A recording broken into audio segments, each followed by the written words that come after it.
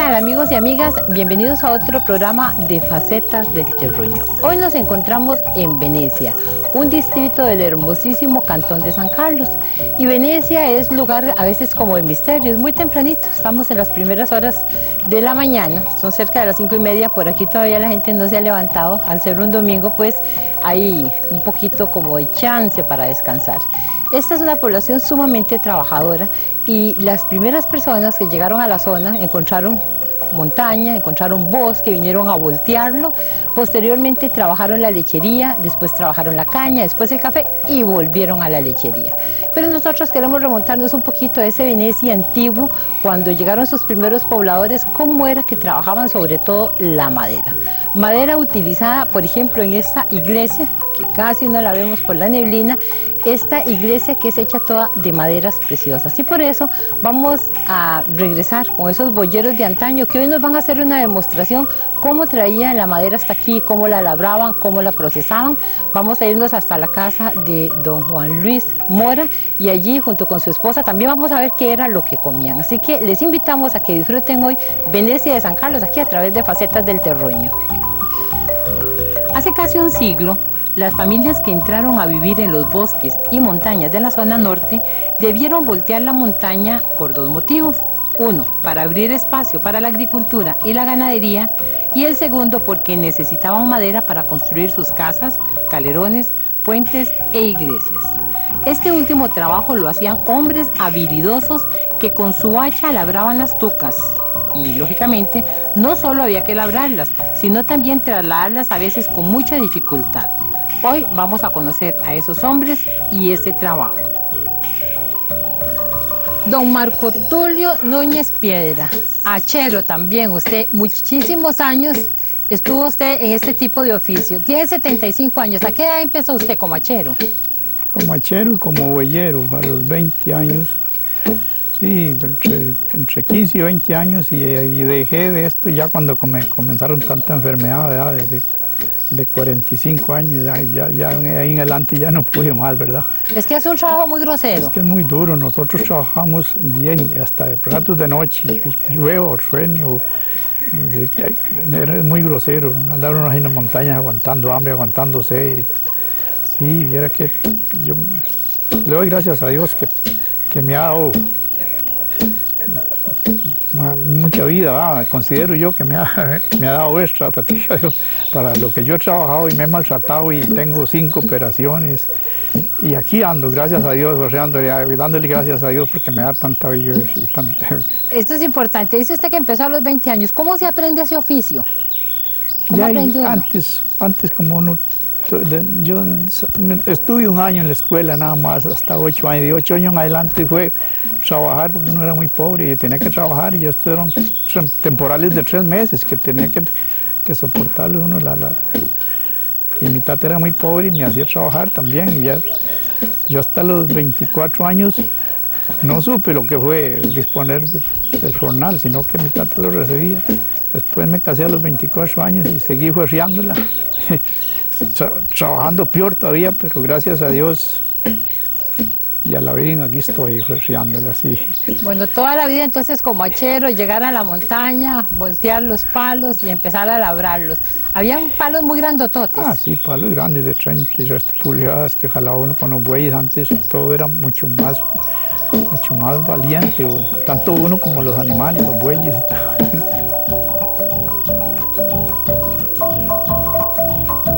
Carlos Luis, usted es boyero y también es maderero. Sí, bueno, antes me tocó a mí, por dicha, gracias a Dios, que me tocó a mí trabajar mucho en la casa, porque ya casi siempre ya la familia aquí era de muy escasos recursos y mi papá lo que hacía era el trabajo de él para mantenerlo, o sea, compraba madera y lo sacábamos, y como eso es que lo manteníamos nosotros. Y entonces ahí fue donde yo empecé, de 10 años, cuando aprendí ya a yugar la primera yunta de bueyes. Después empezamos a sacar madera, a trabajar con caña, jalando café, tamaños años, y ahí fue donde iniciamos nosotros. Cuando usted empezaba a trabajar en la madera con su papá en aquel entonces, había mucha montaña en los alrededores. Sí, entonces había bastante madera. Sí. Hoy por hoy se considera un crimen a veces apiarse en la tuca. Ya no. Las cosas han ido cambiando. Ha ido cambiando ya, sí. Bueno, vamos a, entonces, con usted y con sus compañeros aprovecharle lo que es una demostración de cómo se trabaja y se labra una toca. Primero ahí nos trasladamos hasta la casa de don Juan Luis Mora y vemos que están los hacheros trabajando. ¿Se pueden llamar hacheros o labradores por labrar la... Bueno, es que son las dos cosas. Si el hachero es bueno, es labrador. Claro que no son todos los hacheros labradores también, ¿va? Ya quedan muy pocos de esos y como ustedes lo pudieron ver, bueno, se va a ver ahí que son pocas las personas porque tiene su ciencia, no es cualquiera que lo va a hacer así. Sí, a usted le costó conseguirlo, don Paco Salas. Tuvimos que correr bastante a última hora, pero gracias a Dios ya casi se consiguió y ya se hizo, se hizo la demostración. Sí. Para usted, ¿cuál es la mayor habilidad que tiene que tener un hachero a la hora de labrar una toca? ¿En qué consiste la habilidad? Saber aplomar bien el palo, tienen que aplomarlo bien. Bueno, ustedes vieron cómo él tiró la cuerda, lo marcó, lo midió. El palo labrado tiene que medir igual adelante que atrás, que a igual medida. Si ustedes lo miden aquí y allá, es igual la medida. Por eso es que a veces atrás se le saca más porque es más grueso, hay que sacarle más. Labrar la madera significa que le quitamos, digamos, la parte de arriba, la costilla. Sí, bueno, este palo no se hizo mucho. En caso de las vigas de los puentes antes, o esas vigas que hacían para hacer trapiche, galerones largos, se labraban a filos vivos, claro, más angostitos. Pues yo me acuerdo que ahí por mi casa había un puente que tenía vigas como de 15 varas y era labrada a filos vivos. Y me acuerdo que la jalaban con 3 yuntas de buey, rompidas en 2 partes, adelante y atrás. Y tal vez 8 yuntas en el centro, porque eran tan largos que se pegaban, entonces tenían que pegarle 3 yuntas.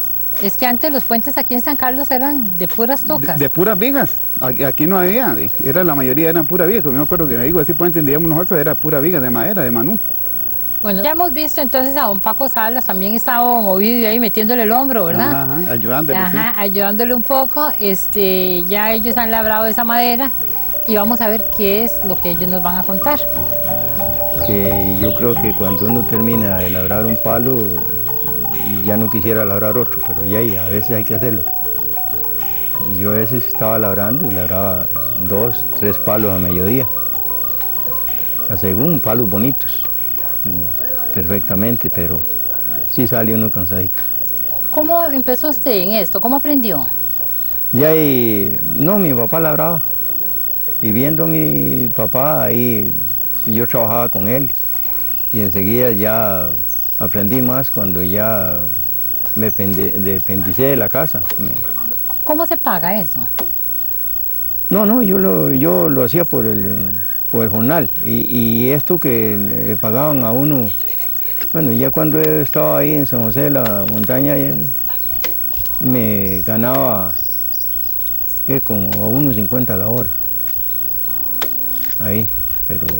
Con 1.50 hacía bastante también. Sí, a la hora ya, es cierto, se compraba el diario a uno y le sobraba platilla. Don Paco, ¿cuál es la ciencia para labrar un árbol? Primero un hacha bien afilada. Sí, eso sí. Sí, porque si uno no lleva el hacha muy desamolada, entonces se maltrata mucho y no hace nada. Sí. Después, ¿qué es lo otro? ¿Un buen hachero, un buen labrador? ¿Qué requisitos tiene que tener? Yo creo que el trabajo uno lo va... todos los días aprende más. Sí, porque ya si uno trabaja ahí solo, se maltrata mucho porque al poner el palo para darle vuelta, tal vez en una ladera y que hay que nivelarlo y titico, eso cuesta mucho. Hay que trabajarlo con otros. También hay que tener un buen equilibrio. Sí, eso sí, porque uno labrando un palo alto ya es muy peligroso que de vuelta y así. Y un buen pulso. Porque no se lleva el corazón del árbol. Así es. Que va, eso cuesta mucho. Oye, para usted ese trabajo no tiene secreto, pero ya ese tipo de trabajo ya no se hace. Ya uno no encuentra gente que labre árboles. Pues es que es muy difícil que haya un joven que haya aprendido. Y la gente mayor ya no lo hace. Uno lo hacía realmente en aquel tiempo casi por necesidad. Aprendía las cosas por necesidad. Porque ya uno era pobre y entonces a ver de cómo se ganaba la platica. Al menos yo aprendí a hacer yugos por necesidad, no porque yo sabía ni nada, y comencé a practicar para hacer los yugos porque tenía bueyes y iba a comprar un yugo y no me le quedaban los bueyes y dele. Y uno pobre, y ahí tenía yugos que no me le quedaban los bueyes y había ido a comprarlos y qué va. Don Paco, ¿usted está contento de la vida? Y ahí sí, tiene que estar contento y en todo lo que uno ha pasado. Las pobrezas es lo mejor, porque yo creo que las pobrezas que uno haya pasado es lo que tiene más historia toda la vida.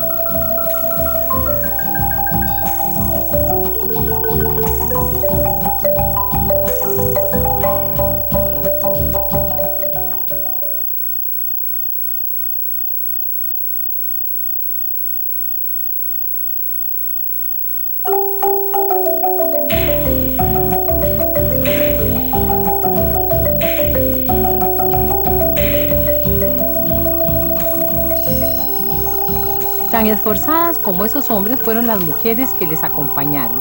Con valentía, muchas de ellas parieron sus hijos en la montaña y se dedicaron a cuidar y fortalecer a su familia. Día a día y con amor preparaban el alimento. Era común el delicioso almuerzo envuelto en hojas de plátano. ¿Cómo lo hacían? Pronto lo vamos a ver. Esa carne es sí, de res. Se llama Quititeña. Sí. Yo me acuerdo cuando mi mamá me mandaba a comprar quititeña porque es muy rica, ¿verdad? Sudada, ¿verdad? Y después se le echa el tomate y los olores. Y queda deliciosa. Bueno, entonces tenemos la carne y lógicamente Frijolitos molidos. no pueden No faltar. pueden faltar en un almuerzo. Arrocito, Arroz blanco. La tortilla casera, hecha por usted. ¿Ah? que es de maíz. Y la torta de huevo. Muchos acostumbran el huevo duro. Eso es caprichoso, ¿verdad? Después, si usted tiene alguna otra cosa, un picadillito, alguna cosa, le ¿Ese agrega. picadillo que usted hizo de qué es? De papaya. ¿Cómo lo hizo? La papaya se pela, se muele, se pone a cocinar en el fuego, ¿verdad? Con sal. Después se lava, se seca en la lavadora, en el escurridor y se aliña. Esa cocina dice usted que tiene 24 años. Ah, tiene más de los 24 años, porque tenemos 20 y resto de años de estar aquí y la traíamos de donde veníamos. ¿Y cómo ha hecho para conservarla tan linda? No, ¿Con qué nada. la limpia? nada, la limpio nada más, lo sucio. Y ya está, punto. Bueno, de ahí ha salido toda esa comida tan rica. Bueno, además de eso vemos que de dulces hizo conserva, Sí, y cajetas. conserva de toronjo y cajetas. Y el fresco, El fresco, sí, naranja agria con dulce. ¿acostumbra usted a hacer el fresco de esto? Siempre se toma ese fresco. Bueno, usted nos asombró porque empezó a hacer un almuercito. Pensamos que iba a coger una hoja de tamal y iba a echar todo, ¿verdad? Pero nada. Fue echando usted de uno por uno. Primero la carne. Sí, la carne, los frijoles, y bueno, lo que se vaya a poner en el almuerzo. Ok, y los va haciendo uno por uno, aparte. Ajá. ¿Cómo hacen la gente para comerse eso de uno por Eso uno? lo extienden allá y como llevan varias tortillas, ellos se lo comen a gachos. El hombre en el trabajo come a gachos.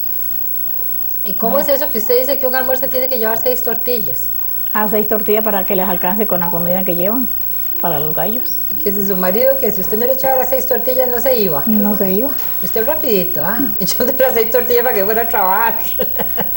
Si no se le quedaba aquí. Bueno, ¿quiénes están acompañándola hoy en lechura?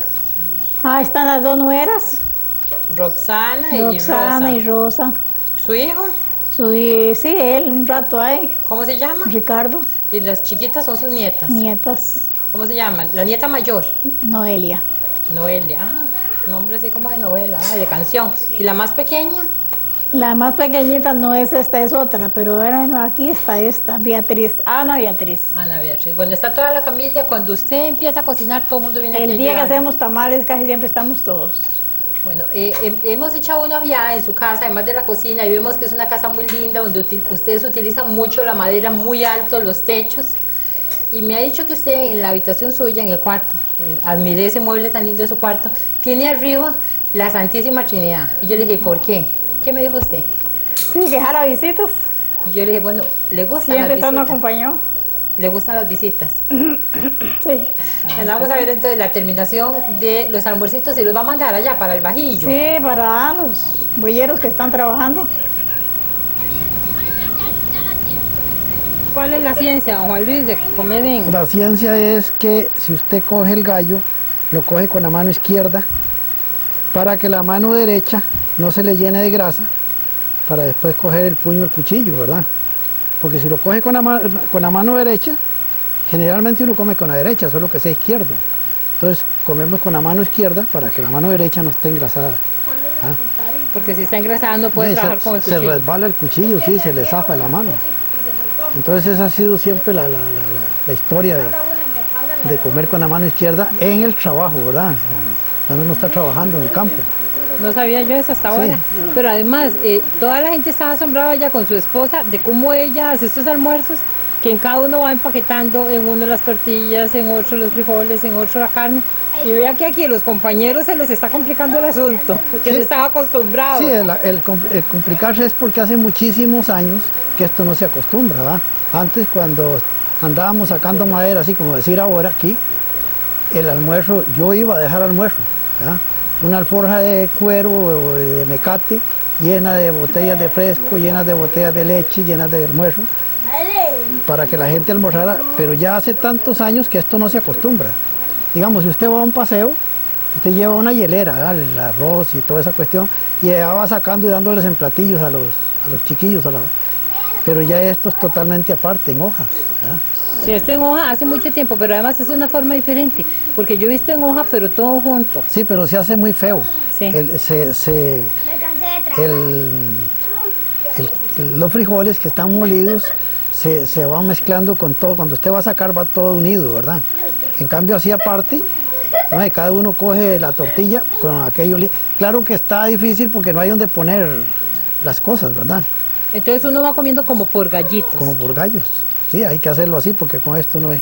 Dice su esposa que si a usted no le echaban 6 tortillas no se iba para el trabajo. Así ¿Qué será el asunto? Me enojaba y decía, no, si no, no voy a trabajar. Usted quería 6 gallos, Solo por lo 6 menos. gallos, sí. Y tortillas más grandes que estas. Es que ya ahora no se acostumbra ni tortillas, usted se ha fijado. Ya no hay ¿Hace tortillas. cuántos años puede haberse perdido esta tradición? Ya hay... Nosotros duramos construyendo la iglesia 10 años. Y la iglesia anda como con 50 años.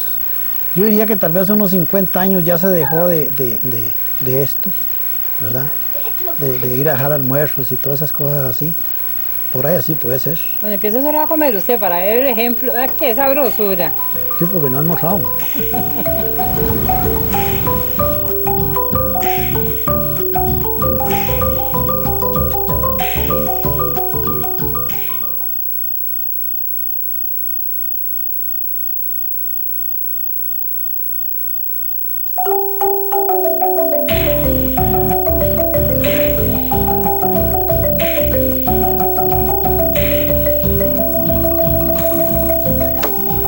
Vimos labrar las tucas de madera. Ahora vamos a ver cómo las trasladaban. Esos troncos a veces había que subirlos desde los ríos y otras veces bajarlos de las montañas. Con la hermosa escenografía de las montañas de Toro Amarillo, engalanamos la actividad.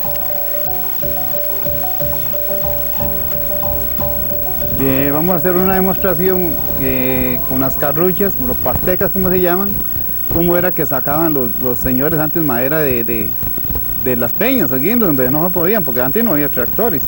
Después que llegaron los tractores fue que empezaron a ya más facilidad para maderear. Entonces las personas que utilizaban estas teclas, carruchas o pastecas, como se llaman, para sacar madera de las peñas donde no se podían entrar. Y que es mucho más fácil para el buey y no se maltrata porque el buey va jalando para abajo. Ustedes utilizan un mecate fuerte. Tiene que ser un mecate macizo y largo como este que lo utilizamos aquí para que a veces hay que estar acortando, entonces es muy difícil porque si va en la era el buey para echar no puede echar, si más está muy clavado, entonces ojalá utilizar de jalar en un solo arranque, cuando uno para que ya esté el palo en el alto.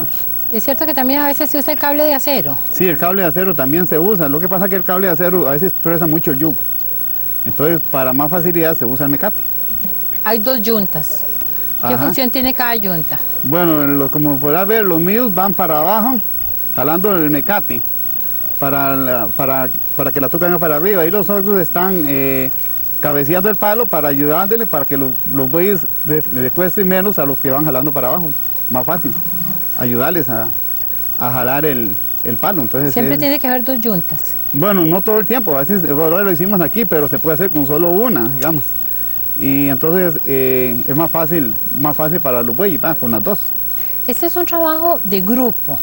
Una persona sola no puede hacer esto. No, una sola no, como usted vieron varias personas aquí, unos amarrando y dándole vuelta al mecate, y se ocupan varios, no uno solo le cuesta más, ¿va? Es más Podríamos decir que este tipo de trabajos unía a la gente antes, que vivía tan distanciada, tan aislada. Tenían que unirse para trabajar juntos. Sí, claro, para hacer los puentes y trabajo. Bueno, cuando se hacían las iglesias, que todo el mundo, bueno, ojalá se cuenta ahí, de todo el mundo ayudaba, trabajaba. Unos daban madera, otros iban a voltear, otros iban a sacar madera con bueyes.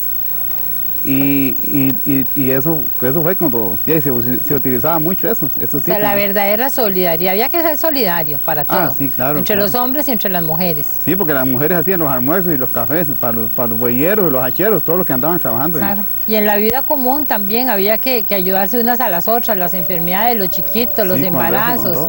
Sí, claro. Sí, fue una vida difícil la de ustedes, pero llena de satisfacciones. Sí, gracias a Dios lo logramos, ¿verdad?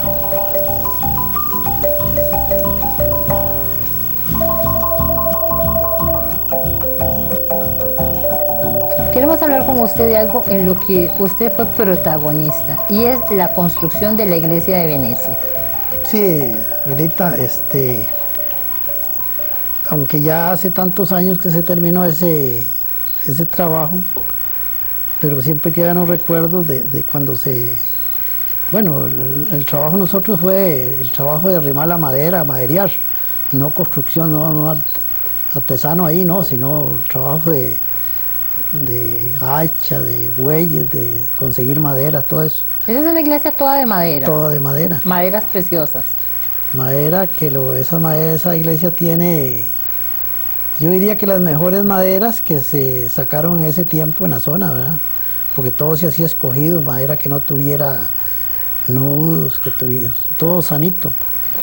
Y bueno, pues cuando eso había tantísima madera que podía darse la persona gusto de escoger, ¿verdad? Y la gente, y todo era para la iglesia, ¿verdad? Hay un señor que por cierto no hace tanto tiempo murió, don Jesús Chávez, cuando llegó el padre Arrieta con la junta a decirle y le dice, pues la madera es cedro que tenga mi finca, pueden contar con ella para la iglesia. Qué maravilla. Y tenía madera en cantidad por todo lado. Esta iglesia, como usted dice, también la hicieron con la mejor madera de los bosques de Venecia. ¿Cómo se trabajaba? Voluntariamente. Ahí tenían salario únicamente los carpinteros, porque ya ahí fueron 10 años. ¿Verdad? Jamás podía una persona donar el trabajo de eso. Pero el resto, lo que era acarrear la madera, irla a cortar, la persona la hacía donada, nunca cobraron por un palo, ¿no? Y después a escoger lo que fuera mejor, ¿verdad? Todo fue trabajo donado, ¿verdad? Dios guarde a pagar, porque en ese tiempo el pueblo era mucho más pequeño de población, ¿verdad? Eran muy pocas las personas que habían, pero sí había muchísimo güey. Ese padre Arrieta que usted me habla es Monseñor Román Arrieta. Monseñor Román Arrieta, sí. ¿Ese era qué? Aquí nos visitó por 10 años mientras estuvo la construcción de la iglesia. Ah, sí. Sí, Sí, es el que los acompañaba. ¿sí? Y que de vez en cuando los calentaban el camino cuando hacía mucho frío, con un traguillo. Pues es que ahí hubo una vez un comentario de un señor que él tenía una saquilla de contrabando, y cuando él sabía que los bueyeros o que se estaba listando una madera por el lado donde él vivía, entonces se preparaba más, ¿verdad? para ver si vendía ese día. Pero había otro señor que vivía del lado atrás de él, que también sacaba, pero ese era para el día que se pasaba con la madera por la finca de él, o de la finca de él se piaba la madera. En la casa él preparaba café, gallos de picadillo, y el que quería un traguito, pues que se lo tomara, ¿verdad? Entonces, como el otro señor no pudo vender contrabando esa vez, porque allá el que quería tomarse se tomaba un trago allá y todo eso, porque era que el señor ese lo donaba. Entonces se vino a decirle al padre Arrieta que esa maderia, tal maderia, era una pura borrachera de esos bueyeros, que maltratando los bueyes y toda esa cosa ahí. Entonces Arrieta cuando ya le pasaron el chisme, ya un domingo ahí, ya dijo que pues que él no había visto, pero que le habían contado que los bueyeros se les pasaba un poquito la mano y que eso era peligroso, que estaba bien que se tomaran un trago porque pasaban el río por dentro, se mojaban y todo eso. Y ya a los días se vino dando cuenta que no, que era una cuestión de negocio.